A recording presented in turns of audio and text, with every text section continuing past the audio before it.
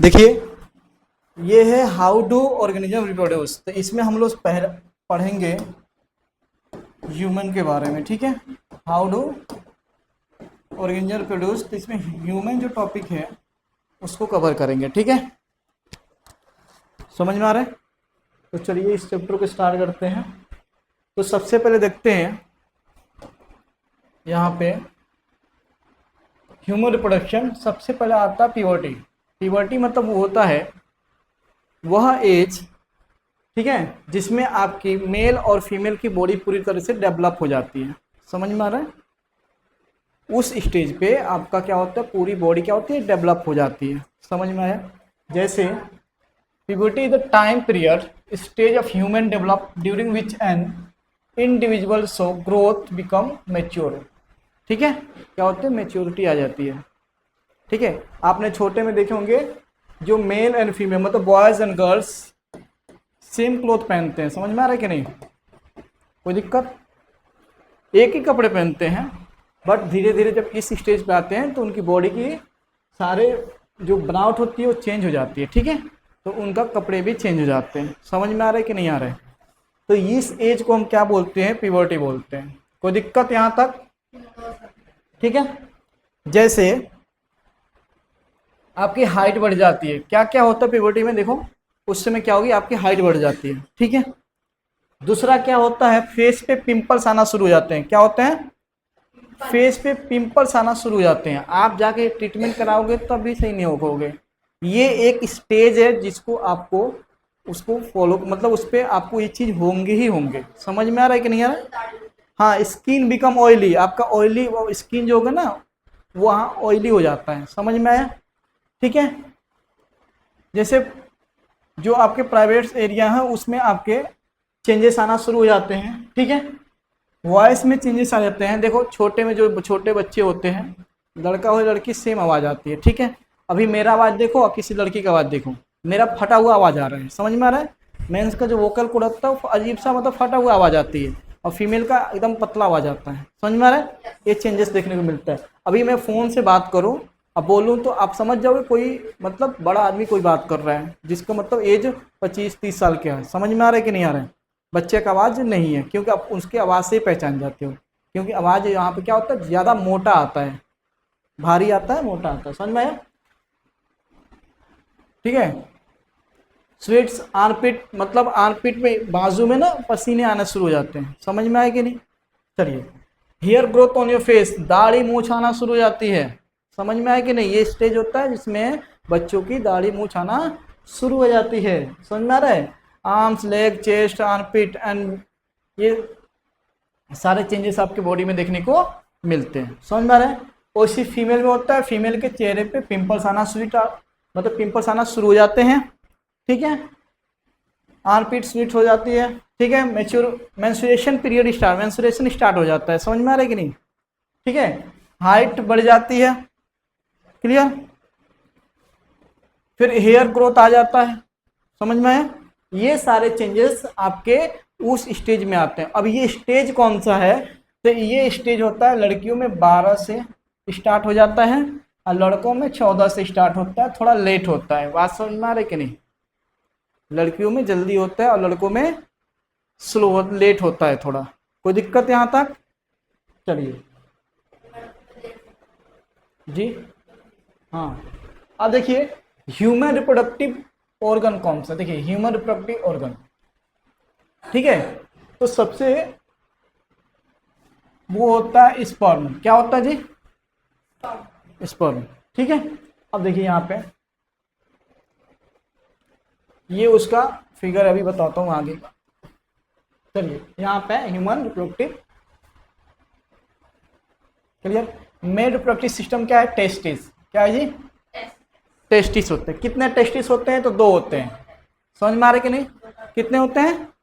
2 होते हैं। इसको बारीकी से पढ़ना है और एक सारे लाइन ये पूरे एक एक चीज आपको एग्जाम में लिखना होगा। ये सारे एक एक लाइन दिए जाएंगे, इसको याद करना है, कैसे भी करके याद करना है, लिख लिख के याद करना, मगर याद करना पड़ेगा। ठीक है, testes are primary male reproductive, यही सबसे पहला प्राइमरी। टेस्टिस नहीं होगा भैया, आप समझ रहे हो ना? हाँ, मर नहीं जाओगे भैया, मर क्यों जाओगे? ठीक है, मतलब आपके बाल बच्चे नहीं होंगे सही से अगर काम नहीं किया तो, समझ में है कि नहीं। टेस्टिस में ही स्पर्म बनता है, पता है, ठीक है। हाँ, they lie in small scale like muscular structure और side the abdominal cavity called scrotum. समझ में आ रहा है, ये जो पार्ट होता है ना ये वाला, इसको बोलते हैं स्क्रम्टम, ठीक है। इसके अंदर होता है टेस्टिस, दो होते हैं टेस्टिस, समझ में आ रहा है कि नहीं, ठीक है। टेस्टिस फॉर्म स्पर्म क्या बनाता है जी, throughout the reproductive life, समझ में, ये क्या करता है, स्पर्म को बनाता है। कोई दिक्कत है तो बताओ, ठीक है। चलिए स्क्रम्टम क्या है, देखिए, कंटेन दिस टेस्टिस, इसके अंदर टेस्टिस होता है, ठीक है। ये क्या करता है, देखिए यहाँ पे पेयर होता है, पता है ना, दो का दो होते हैं टेस्टिस, ठीक है। इसके अंदर हाँ सेमिनिफेरस ट्यूबलेस होता है, प्रोड्यूस इमेच्योरिटी स्पर्म सेल, क्या प्रोड्यूस करता है, इमेच्योरिटी स्पर्म सेल प्रोड्यूस करता है, प्रोड्यूस मेल सेक्स हार्मोन्स, यहाँ से मेल सेक्स हार्मोन्स भी क्या होता है, प्रोड्यूस होती है। इतना बात, टेस्टोस्टेरोन समझे पढ़े हो ना, हार्मोन्स का नाम, तो मेल में जो होता है टेस्टोस्टेरोन होता है, समझ में आ रहा है कि नहीं। तो दो चीजें होती है, एक आपका स्पर्म, दूसरा होता है टेस्टो, मतलब मेल हार्मोन्स प्रोड्यूस करता है। इतना बात समझ में आए कि नहीं। अब एक एक पार्ट हम लोग इसके बारे में पढ़ेंगे आगे।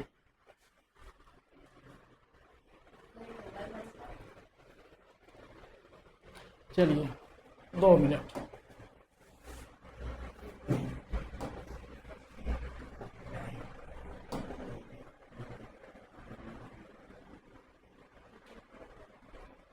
देखिए यहाँ पे,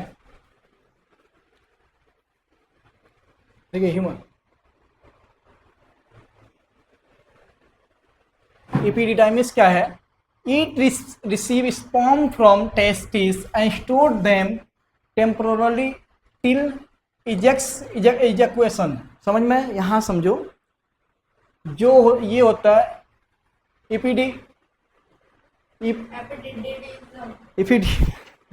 इसका नाम भी बड़ा उल्टा है, ठीक है। एपिडिडिज्म जो होता है ये क्या करता है, यहाँ पे देखिए ये रहा, ठीक है। ये जो पार्ट्स है, जब टेस्टिस से स्पर्म रिलीज हो जाएगा तो इसको कुछ देर के लिए उसको वहां पे रिसीव कर लेता है, समझ में आए कि नहीं। कुछ देर के लिए क्या करेगा जी, रिसीव कर लेता है, ठीक है।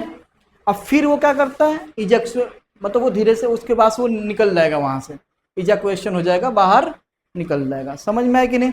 अब समझिए यहाँ पे सेमिनल वेसल और प्रोस्टेट ग्लैंड क्या होती है, secretion of this gland protect sperm from acidity of male urethra and female reproductive tract. देखिए ये क्या करता है, प्रोटेक्ट करता है, क्या प्रोटेक्ट करता है, जो मेल का स्पर्म होता है ना, समझ में आ रहा है, acidity of male urethra and female urethra reproductive tract को, वहां पे इसको बचाने का काम करता है, समझ में आए कि नहीं, उसको रिएक्शन नहीं करने देगा। Secretion also increase sperm motility, secretion of this various glands and sperms collect from the semen, इसको हम क्या बोलते हैं, सीमेन बोलते हैं। समझ में आया, नहीं समझ में आया, चलिए देखो इसको एक बार अच्छे से करो, ये तुम लोग को वर्ड्स अजीब से लग रहे होंगे ना। देखो सेक्रेशन ऑफ दिस ग्लैंड, ठीक है, प्रोटेक्ट स्पर्म, क्या करता है, स्पर्म को प्रोटेक्ट करता है फ्रॉम एसिडिटी से, समझ में आ रहा है, हाँ, of male urethra and female reproductive tract से। मेल का यूरेथ्रा होता है ना, अभी उसको पार्ट आपको दिखाऊंगा आगे, ठीक है। ये रहा भैया, इसमें ये रहा यूरेथ्रा, मेल का यूरेथ्रा है, ठीक है, ठीक है, एंड फीमेल ट्रैक से। यहाँ पे क्या होता है, secretion also increase sperm motility, ये क्या होता है, सेक्रेशन बढ़ जाता है, समझ में आ रहा है। Secretion of this various gland and sperms collectively form, ये क्या बना देता है, सीमेन जिसको बोलते हैं, उसको कलेक्टिवली फॉर्म क्या बोलते हैं, सीमेन बोलते हैं, ठीक है। अब यहाँ पे समझिए, ये स्क्रम्टम है जिसके अंदर टेस्टिस है, और यहाँ पे जो है ना, यहाँ पे स्पर्म टेम्पोररी कुछ समय के लिए यहाँ पे रखा जाता है, समझ में आए कि नहीं। फिर यहाँ से ये निकल के ऐसे यहाँ से होते हुए यहाँ से होते हुए आ जाता है, समझ में आए कि नहीं? ठीक है, इसको पेनिस बोलते हैं। अब यहाँ ये होता है वेस्ट डिफरेंस, ठीक है, ये वही नस होती है जो स्पर्म को लाने का काम करती है। बात समझ में आ रही कि नहीं? जब बोलते हैं ना कि वो सर्जरी करा देते हैं कि बच्चे नहीं होंगे, तो इसी को जो वेस्ट डिफरेंस है ना, इसी को क्या करेंगे, उसको, अरे काटते नहीं है भैया, उसको ऐसे पिन लगा देते हैं, वो दब जाता है नस। समझ में आए कि नहीं? ठीक है, काटा नहीं जाता, इसको नस को दब दिया जाता है। ठीक है, तो जहाँ से स्पर्म ही प्रोड्यूस नहीं होगा तो आगे बच्चे ही नहीं होंगे। समझ में आए कि नहीं? ये होता है यूरिनरी ब्लैडर जो आपका यूरिन को इकट्ठा करता है। समझ में आया कि नहीं? ये होता है प्रोस्टेट, जो प्रोस्टेट ग्लैंड हम बोलते हैं। ये एनस हो गया, जिससे आपका जो सॉलिड पार्ट होता है वो रिमूव होता है। ठीक है, ये सेमिनल वेसल होता है और ये रेक्टम होता है। ये सब आपके वो हैं एनएस के जो पार्ट्स होते हैं वो होते हैं। समझ में आया? अब ये बीच में है तो इनको कुछ समझ ही नहीं आएगा। चलिए, अब आता है, हमने जो बात किया किसका, वेस्ट डिफरेंस। वेस्ट डिफरेंस हमने क्या किया, क्या बोल रहा है, वर्क क्या क्या, उसका काम क्या है, in transporting sperm to the urethra. कहाँ तक स्पर्म को यूरेट्रा तक ट्रांसपोर्ट करा देता है, भेज देता है। समझ में? वो नस देखा है कि नहीं देखा है? अब यहाँ पे वेस्ट डिफरेंस को क्या करते हैं, पिन लगा के उसको बंद कर देते हैं। ठीक है, तो ये आगे भेजेगा नहीं तो आपके बाल बच्चे ही नहीं होंगे, तो वहां पे वो क्या बोलते हैं, उसको नसबंदी हो गया। समझ में है कि नहीं? ऐसे होता है मेल का, फीमेल का भी होता है नहीं, उसको पिन कर लग जाएगा ना तो वो दब जाता है। ऐसे नहीं है कि तुम्हारा कुछ भी पिन लगा दोगे, वो डॉक्टर लगाता है। ठीक है, इसका याद रखो। समझ में आया कि नहीं? कोई दिक्कत यहाँ पे? तो पूछा जाता है आगे, फिर आएगा ये वेस्ट डिफरेंस, फिर से आएगा। ये एक एक पार्ट्स आपको याद करने हैं क्यों, ये फिर आएगा आपको। वेस्ट डिफरेंस समझ में आया? ठीक है, ये क्या करता है, इसका काम क्या होता है, ट्रांसपोर्टिंग स्पर्म को, ठीक है, अलग यूरेथ्रा तक रख देगा। कोई दिक्कत यहाँ तक? अब आता है ब्लैडर, आपको पता है यूरिन को क्या करता है, स्टोर करके रखता है। ठीक है, क्या करता है, यूरिन को स्टोर करके रखता है। कोई दिक्कत यहाँ तक? फिर से क्या है, convey sperm and urine to the penis where they are discharge. अब यहाँ पे क्या होगा, कब पेनिस को वो यूरेथ्रा जो है वो स्पर्म कब वहाँ से रिलीज करना है, और हाँ, और यूरिन कब रिलीज करना है, ये अलग अलग टाइम पे होता है। समझ में आ रहा है? जिसका थोड़ा सा मेंटली थोड़ा दिक्कत आता है ना, वो दोनों एक साथ होता है, जिसको उसकी वो बहुत सारे प्रॉब्लम झेलना पड़ता है। समझ में आ रहा है? ठीक है, यहाँ सारा दिमाग का मतलब आपका मजबूती होना चाहिए अच्छे तरीके से। ठीक है ना, नहीं तो दोनों एक साथ रिलीज होगा, फिर आपको दिक्कत होना शुरू हो जाती है। ठीक है, अच्छा, कभी कभी क्या होता है ना, कुछ लोगों का ऐसे भी मतलब स्पर्म रिलीज होता रहता है, मतलब उनका कंट्रोल उस पर नहीं होता है। समझ में है कि नहीं? जिसको उससे उनकी बॉडी में बहुत सारे प्रॉब्लम आना शुरू हो जाते हैं। अगर ऐसा दिक्कत है तो आपको डॉक्टर से तुरंत आपको दिखाना चाहिए। ठीक है ना, समझ में आया कि नहीं? हाँ, देखो यही सब deposition of sperm inside the vagina. देखिए ये क्या करता है, स्पर्म पेनिस क्या करता है, ये जो वेजिना होता है उसके इनसाइड में क्या करता है, स्पर्म को ले जाके रख देता है। समझ में आता है?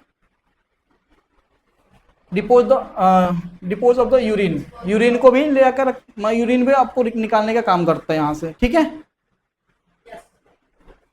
अब देखिए मेल में हमने बता दिया टेस्टिस का काम क्या होता है जी, प्रोड्यूस करता है sperm, male hormone testosterone produce करता है। समझ में? जो पढ़े थे उसको रिवीजन यहाँ पे देखो। सेमिनिफेरस ट्यूबुलस क्या होता है, इमेच्योरिटी स्पर्म सेल को रिलीज करता है। ठीक है, इमेच्योरिटी मतलब वो अभी मेच्योर नहीं हुआ है। ठीक है, अब आता है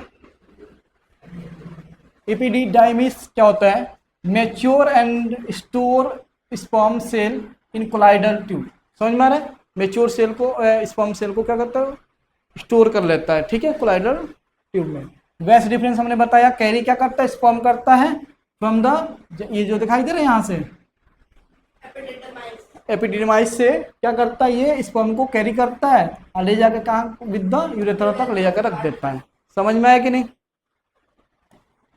seminal vessel secrete fructose into the semen. Fructose को क्या करता है, सीमेन में नहीं भैया, सेक्रेट करता है, वहां से निकालता है। Which provide energy for the sperm, जो कि एनर्जी क्या करता है, वो स्पर्म को एनर्जी प्रोवाइड करा देता है। ठीक है, अगला ये प्रोस्टेट ग्लैंड है, एल्कला देखिए secrete an alkaline buffer in the semen to protect the sperm from the acidic medium, मतलब एसिडिक ना हो इसके, उससे बचाने का काम करता है। समझ में आ रहा है? इससे तुम्हें बायोलॉजी थोड़ा सा ज़्यादा हो जाता है। इसका तो यूरेथ्रा तो पता ही है, पेनिस आपको पता ही हो गया क्या है। ठीक है, इसमें ज़्यादा बात करने की जरूरत नहीं है। चलिए अब आता है फीमेल रिप्रोडक्टिव ऑर्गन। ठीक है, तो इसमें होता है ओवरी। ओवरी कितने होते हैं? 2 ओवरी होते हैं। समझ में आ रहा है कि नहीं? कितने ओवरी होते हैं? देख, एक इस साइड और एक लेफ्ट में, एक राइट में। ठीक है, ovary are the primary sex organ of the female. ठीक है, फीमेल का सबसे प्राइमरी ये सेक्स ऑर्गन है। ठीक है, each ovary perform dual function जैसे प्रोडक्शन ऑफ फीमेल गैमेट्स, ओवा या अंडा वहां से निकलते हैं। समझ में आ रहा है? सेक्रेशन ऑफ फीमेल हार्मोन, जैसे मेल में निकल रहा था स्पर्म, वैसे फीमेल में क्या निकलता है? ओवम। ओवम नहीं हुई है, ओवा होता है। ओवम, हाँ ठीक है। ठीक है, अंडे निकलते हैं। ठीक है, और यहाँ पे क्या होता है? यहाँ से फीमेल हार्मोन्स निकल रहा है जिसको हम बोलते हैं ओस्ट्रोजन एंड प्रोजेस्टेरोन। समझ में? 2 हार्मोन्स फीमेल में पाया जाता है। क्लियर? ओवुलेशन क्या होता है? Release of ovum from the ovary, वो मतलब ओवरी से, ये रहा ओवरी। ठीक है, यहाँ पे जो अंडे निकलते हैं इसे कहते हैं ओवुलेशन। ठीक है, ये ओवुलेशन पीरियड के नाम से भी आता है, जो मतलब किस समय ये अंडे निकलते हैं यहाँ से। इतना बात समझ में आए कि नहीं? कोई दिक्कत? आगे देखिए, अब आता है फलोपियन ट्यूब। ये जैसे हमारे जो मेल में था वेस्ट डिफरेंस, ठीक है, वैसे ये फीमेल है, फलोपियन ट्यूब है। समझ में आए कि नहीं? ये होता है फलोपियन ट्यूब या ओविडक्ट बोलते हैं। समझ में आ रहा है कि नहीं? ये वाला समझ में? ये फलोपियन ट्यूब होता है जिसको ओविडक्ट भी बोला जाता है। ठीक है, अब समझिए यहाँ पे क्या होता है। Canal the egg down to the urethra, fertilisation happen here. 2 बात याद रखना, यहाँ से अंडे ऐसे निकलते हैं, यहाँ से जाते हैं। ठीक है, यहाँ से निकलेंगे, यहाँ से जाते हैं। इतना बात समझ में आया? ठीक है, अब फर्टिलाइजेशन भी यही होगा बाबू, इसी में होता है। पूछा जाए फर्टिलाइजेशन टेक प्लेस तो कहाँ लिखोगे भैया? तो फलोपियन ट्यूब। क्या लिखोगे? फलोपियन ट्यूब में ही फर्टिलाइजेशन होता है। समझ में है कि नहीं?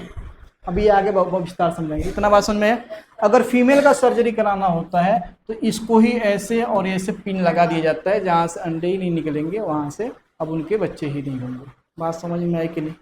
तो मेल में वेस्ट डिफरेंस को मतलब उसको, उस नस को दबा दिया जाता है पिन लगा के, और यहाँ पे हाँ निकलवाया नहीं जाएगा, तो ये वो करा देते हैं, बंद करा देते हैं। समझ में आए कि नहीं? कोई दिक्कत यहाँ तक?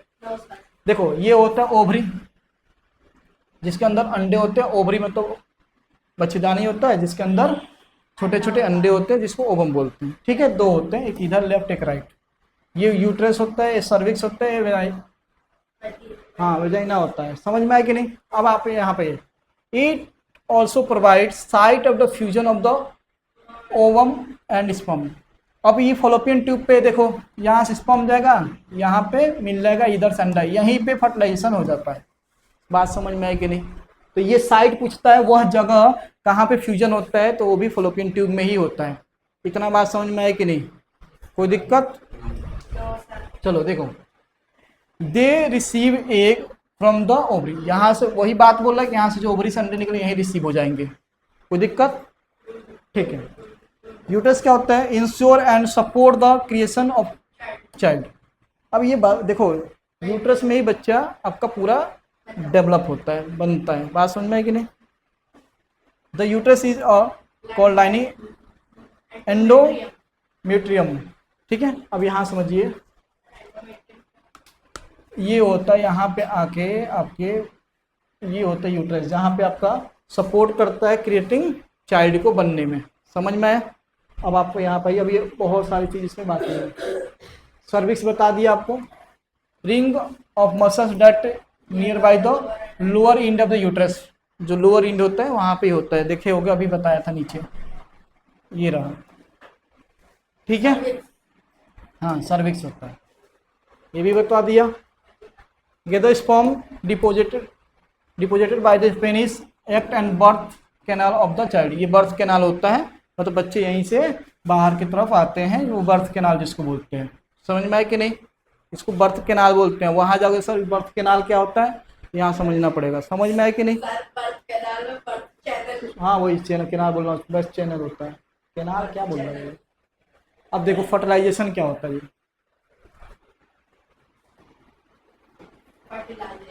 हाँ देखो, after copulation millions of sperm are release during the ejaculation. ठीक है, इजैक्यूएशन के समय मिलियंस ऑफ स्पर्म निकलते हैं। ठीक है, एक दो नहीं।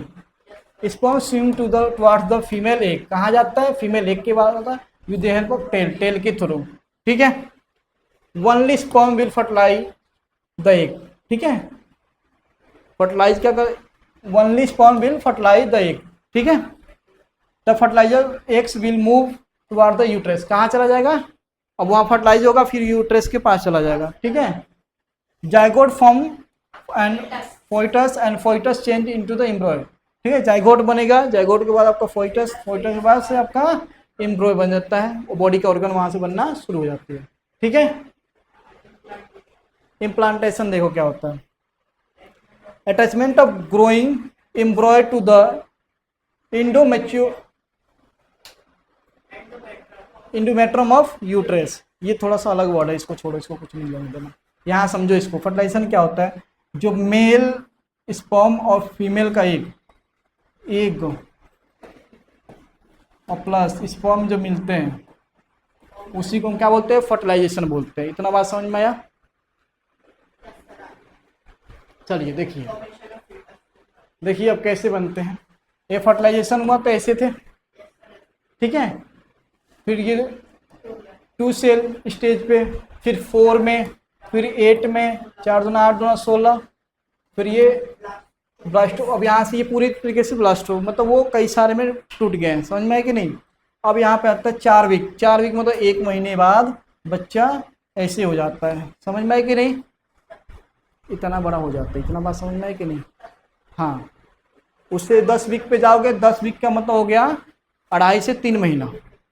ठीक है, तो ये इतना बड़ा हो जाता है। अगर इसमें आपका फिर ब्लीडिंग हो गया तो समझिए आपको बहुत प्रॉब्लम झेलना पड़ता है। ठीक है, ब्लीडिंग जल्दी रुकता नहीं, आपको तुरंत जाके डॉक्टर से दिखाना चाहिए। इसमें लापरवाही नहीं करना चाहिए, कहीं ज़्यादा ब्लड गिर गया ना तो फिर बचना भी मुश्किल हो जाता है। ठीक है, फिर ये 16 वीक और ये होता है 20 वीक के बच्चे। ठीक है, ऐसे उल्टे ही रहते हैं।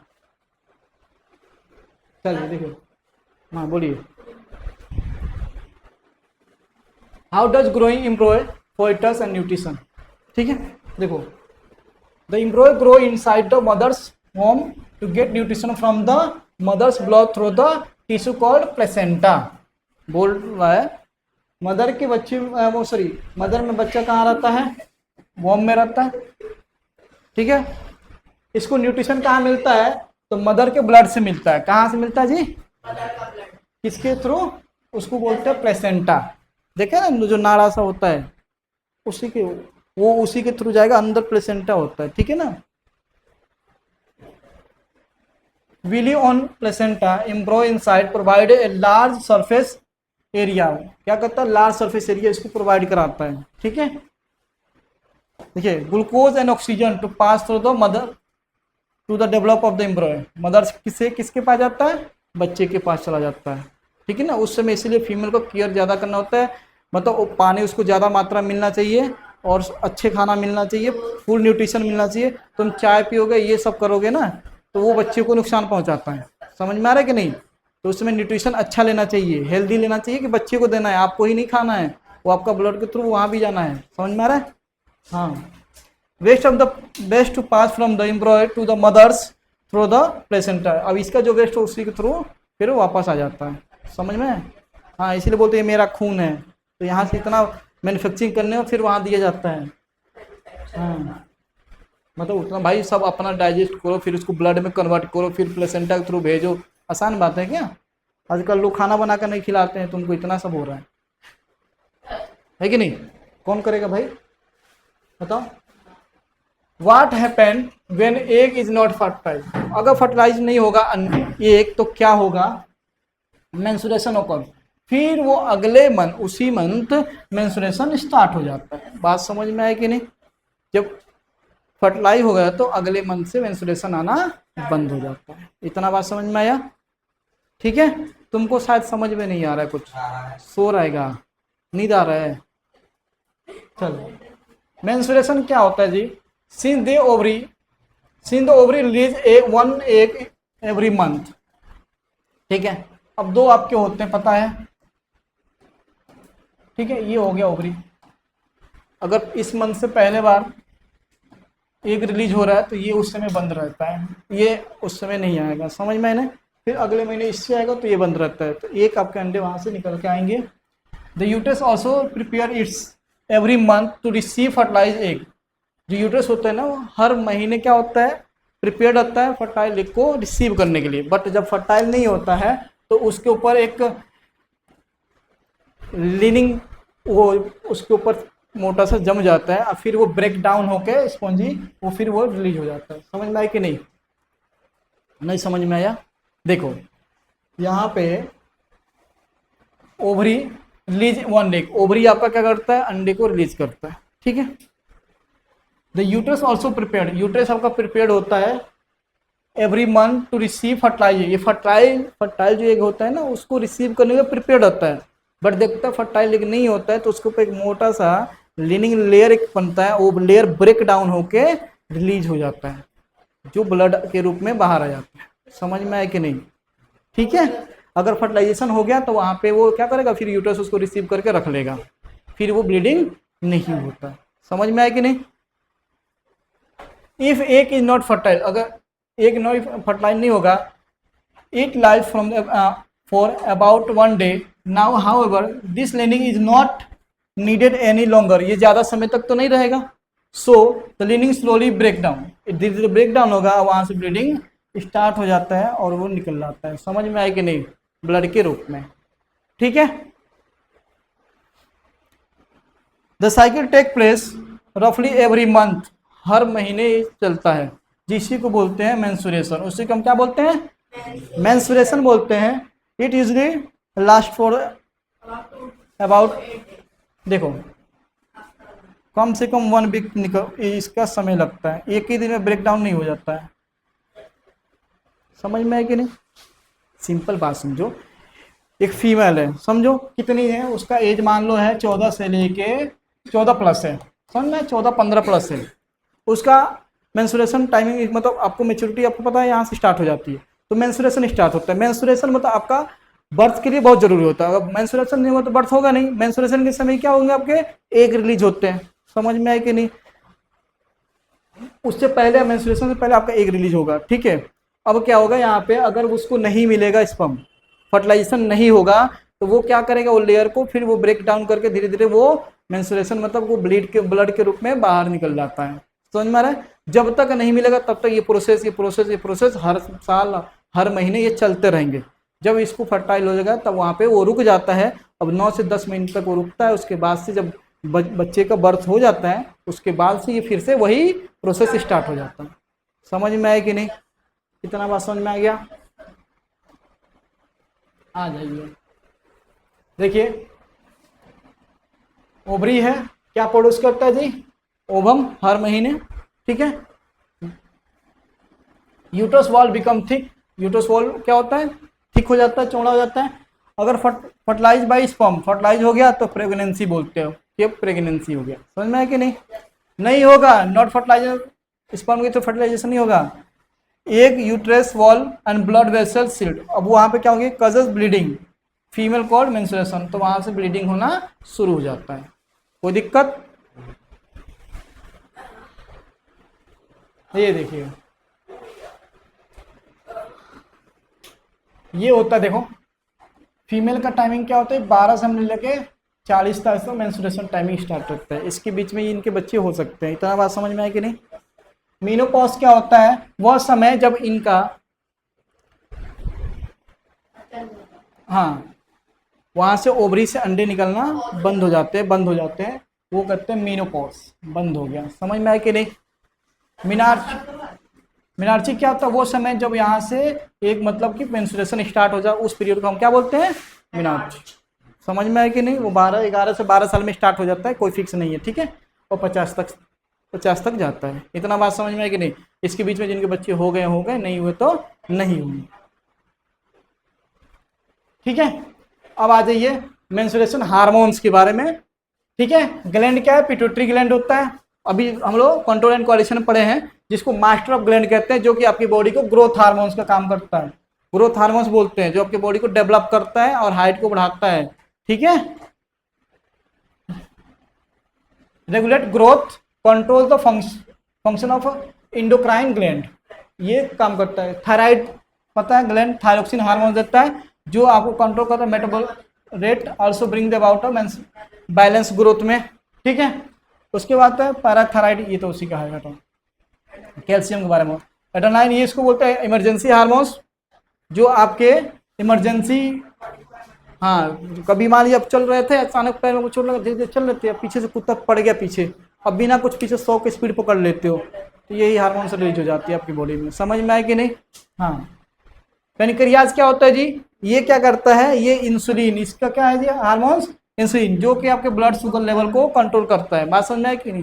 ब्लड शुगर लेवल को कंट्रोल करता है। ठीक है, टेस्टी जो आपका मेल हार्मोन्स होता है, टेस्टोस्टेरोन का होता है, control growth and development of the male reproductive cell system. समझ में आए कि नहीं? अब आता है ओवरीज, जिसमें आपका होते हैं ओस्ट्रोजन एंड प्रोजेस्टेरोन, ये दो हार्मोन्स होते हैं जो फीमेल में पाए जाते हैं, डेवलपमेंट फीमेल रिप्रोडक्टिव सिस्टम को। समझ में आए कि नहीं? चलो ये देखो, चलो इतना ही रहने दो, फिर ज़्यादा हो जाएगा।